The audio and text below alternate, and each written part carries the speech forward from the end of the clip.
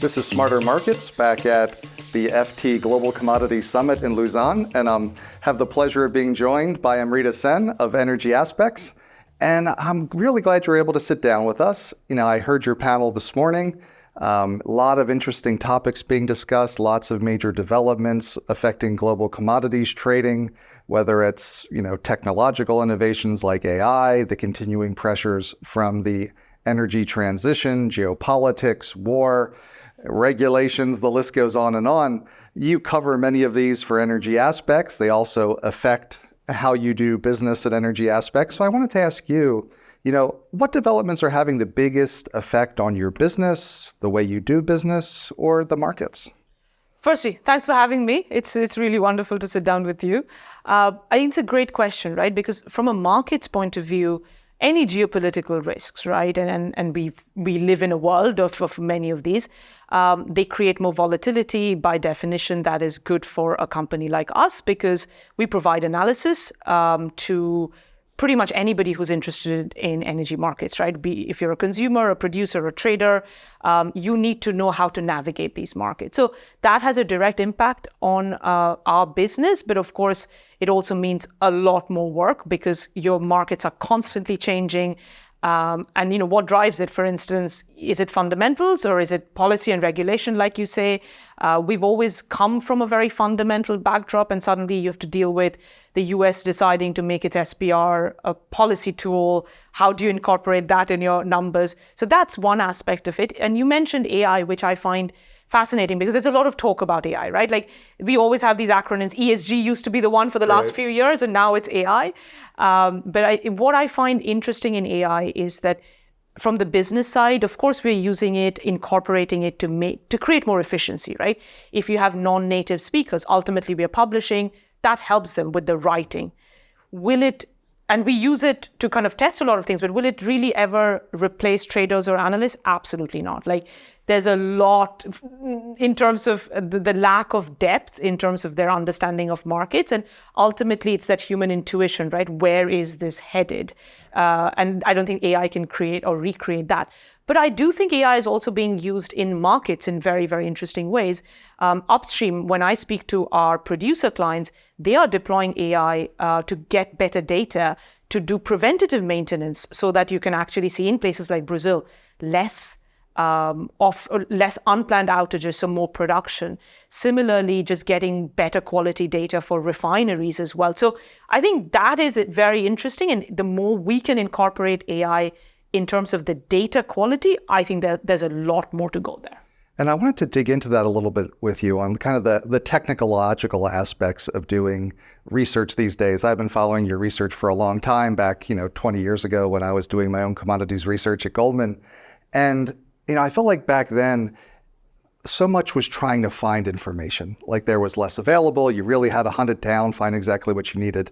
Now it seems like we've shifted into a world where people are almost drowning in information. And how do you make it accessible? How do you make it usable? And I'm curious, how much do you find these tools, or do you need new tools that maybe haven't even been developed yet to just make that information accessible to a human mind? This is probably the best question anyone's ever asked me, genuinely, because I almost think right now, so I would split out the energy markets into two segments, right? Gas and power always has fantastic data, real time, it's better. But right now, what we're struggling with oil is probably where gas was maybe decades ago, its infancy, of too much information, too much data.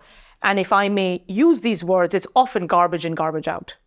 And that's where I think it's not just about AI, and that's where the human is very important. Like, I'll give you an example, China, right? We have a 4-people team of China. And one of the things you see is you get a lot of satellite data, right? People are like, oh, Chinese stocks are building, Chinese stocks are drawing. When you actually dig into it, firstly, the bulk of Chinese storage is underground. No satellite is going to work. Secondly, it turns out you're not even capturing the same tanks every day. So you get an aggregate number for China, but you actually don't know the actual movements if you're not capturing the same tank. So that's where the human actually comes in to say, okay, separate this out, let's feed this in. Right. And I genuinely think because there's so much opaqueness in oil markets still, unfortunately, and I think products and feedstock gets even worse, that you will still require, and it's almost better to have that analysis component, because otherwise we've seen over the last couple of years trades being done on what turned out to be incorrect data, but it's too late. And when it comes to the people, those human brains, what sort of skill set do you look for to be able to triangulate information and separate the garbage from the good? Because so much, right? People get a little bit caught up in the AI thing and say, oh, we're all going to be prompt engineers, right, in a few years. Not what we're going to look for the analytical mind. I think curiosity is very important. Problem solving, I think that's what you're looking for. Very different skill set when it's the engineering side, like you say, and there's a big data team. We're a company of 300 people. So that's a different skill set from the analysts who have either trading experience, where I think the main thing is being comfortable that 2 and 2 will not add up to 4 most of the time in these markets, right? Because the data is lagged or it's poor quality, it doesn't quite make sense. That I think is very important, because sometimes if you have these engineers, they are very much black and white, and then that becomes a problem. And just an analytical mind in terms of, say, economists or mathematicians who like problem solving ends up being quite an interesting or important trait to have. And I wanted to shift gears with you a little bit, talk a little bit about the markets and market infrastructure side, because we're kind of moving into a world, right, where the definition of energy is changing a bit, right? Energy transition, so much more is electrification. That's much more about metals. And I'm curious, when you look across, the markets you cover, what areas do you think need more coverage and more information, more data? And where maybe even do we need better markets? Yeah. I think, look, in general, the more visibility we have, and I would say it's oil products more than crude. Like, everybody talks about crude oil, right? But you and I don't pay for crude oil. Right. We pay for gasoline and diesel and so on. We still have a lot to do with, ship movements. We can't differentiate between that or storage or just generally even demand numbers. So many of the demand numbers we get, by the way, have tertiary storage included in that, or just movements within tanks included in what is demand. That's not demand. Much better data is required on actual vehicle miles traveled. That's very sparse still, separating that with trucks and cars. And we're going to need that even for transition, right? To know, okay, EVs versus hybrids versus ICE vehicles. That's going to be important for even governments, because guess what? Right now, say the UK government gets £23 million from ICE vehicles and 0 from EVs. At some point, they'll need to start collecting from EVs as well, right? So I think there's a lot of data. So in a nutshell, it's the demand side that requires far more data. And that's where the markets also could do with better numbers, essentially. Supply side, we've done better. There's, it's easier as well. But demand side, we still don't, and we haven't done as well. And what do you think the obstacle is for getting it on the demand side? Is there no natural collector? There's no government that's doing it. There's no International Energy Agency that's doing it. There's no producer who's required to disclose numbers as part of their filings for investors? So it's an interesting one. I mean, there is an International Energy Agency that does it, and I would argue not very well. I think the biggest challenge with demand is the definition. We haven't defined what it is, right? Supply, everybody reports it. You know what's crude, what's condensate, what's NGLs.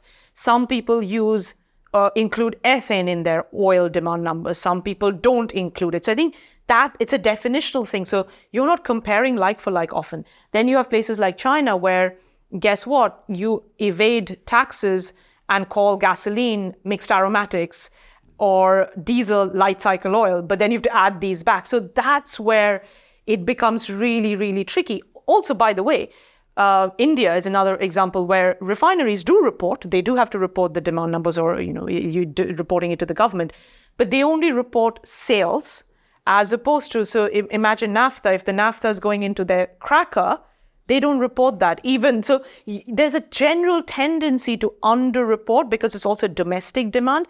And often we find international demand, so international refueling, international fueling of ships gets left out. So we need, I think, better standards globally. Okay. And I wanted to ask you, thinking about where the opportunities are to improve markets by making them smarter, having better data, better market infrastructure or technology, where do you see the biggest opportunity from where you sit that we could improve markets or our understanding of markets today? I think both technology and infrastructure, I think they go hand in hand, right? We can have the best technology, but if we don't have the infrastructure to make it available, accessible, it doesn't go well, right? Look at how trading has evolved. I think technology's played a huge part, but that's also been infrastructure. I think that's what's required in our markets. And just to kind of get better information to traders, to analysts, and then being able to execute on that, right? I think that's where information arbitrage just gets easier. Right. And how has that changed for you over the years, that making information accessible? Because right now there's so much. And how do you, and I've always found, it's almost like the information, how it gets arranged really kind of depends on the analyst or the person who's going to be using it. It's kind of a second brain for them in a way. 100%. And how do you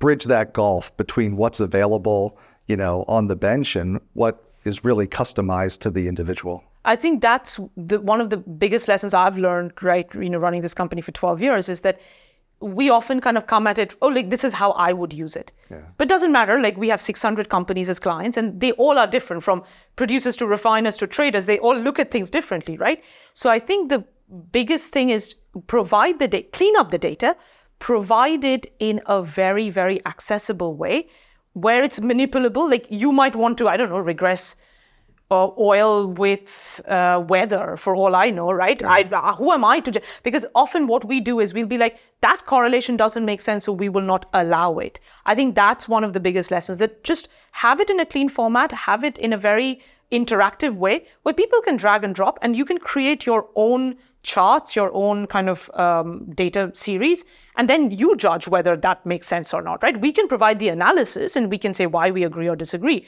but we shouldn't limit that. I think that's been one of the biggest takeaways. That's great. Just one more question before I let you go, which is, I'm curious, with so much happening, energy transition, new markets, carbon, environmental markets, sustainable fuels, all of these, are there areas where you're thinking of, hey, we would really like to increase our coverage in certain areas going forward? We've just launched our kind of transition service. We've always had environmental markets because we've had a very big coverage on carbon markets, right? But biofuels is something we are launching. And I think the transition space for us is very interesting, because transition shouldn't be about, is it going to be green or gray or blue hydrogen by 2040?